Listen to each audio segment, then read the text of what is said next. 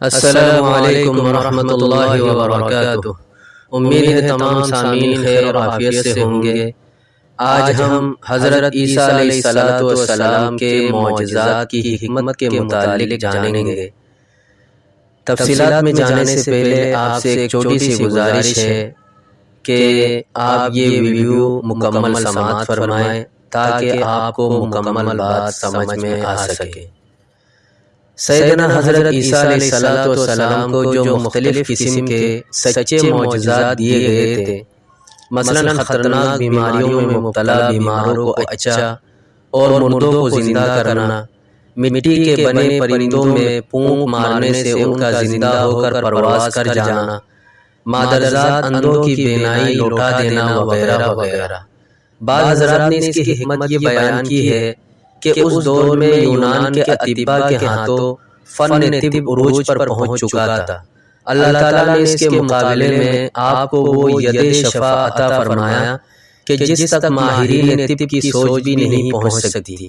یہ حکمت اپنی جگہ حقیقت ہے۔ اس کے ساتھ یہ بات بھی پیش نظر رکھیے کہ حضرت کے ان معجزات کا تعلق ایک اور نقطے سے بھی ہے۔ یہود بری طرح سے مادیت پرستی کا شکار تھے، یعنی دنیا کی محبت اور لذتوں کی شہوت کے آگے اللہ اور یوم آخرت کو بھول چکے تھے۔ حرص و حوث نے ان کی نظریں غیبی حقائق سے ہٹا دی تھی اور وہ سفلی خواہشات کے غلام ہو کر حلال اور حرام کی تمیز بھلا بیٹھے تھے۔ معمولی مفادات کی بنا پر اللہ کی کتاب میں تحریف سے بھی نہیں چوکتے تھے۔ یہی چیز دجال کے فتنے کا خلاصہ ہوگی، یعنی خدا بیزاری اور مادیت پرستی، فانی روشنیوں کی چکا چوند کے سامنے جنت کی نعمتوں کو بھلا دینا اور وقتی لذتوں اور عارضی مفادات کے بدلے جہنم کا دائمی عذاب خریدنے پر تیار ہو جانا۔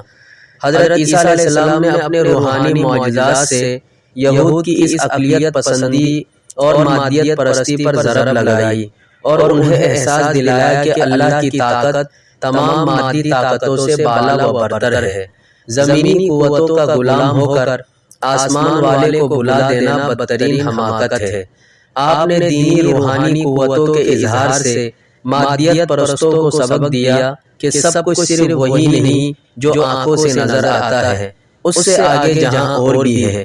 یہود نے آپ کی بات نہ مانی بلکہ آج تک اسی مرضی میں، اسی مرض میں مبتلا ہے اور ان کا سربراہ اعظم مسیح کاذب دجال اکبر چونکہ مادیت پرستی کا سب سے بڑا علم بردار ہوگا اور اس کی صفوں میں یہودی پیش ہوں گے، اس لیے اللہ تعالیٰ آپ کو دوبارہ دنیا میں بھیجے گا کہ اپنی روحانی قوتوں سے دجال کی شیطانی اور یہود کی سائنسی قوتوں کو ایک نظر میں پامال کر ڈالے۔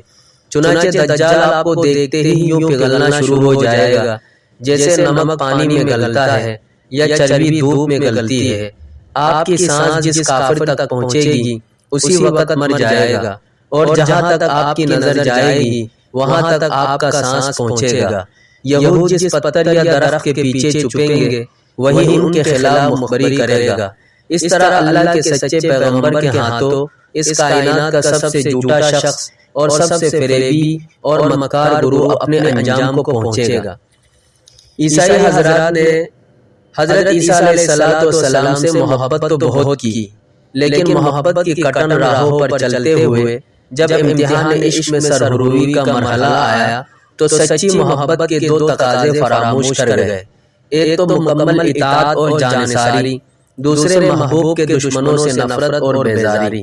لہذا ان کا مسئلہ یہ ہوا کہ حضرت عیسیٰ علیہ السلام کی اطاعت کے بجائے ان کو خدا بنا لیا اور آپ کے دشمنوں سے جہاد کے بجائے ان سے دوستی گانٹ لی۔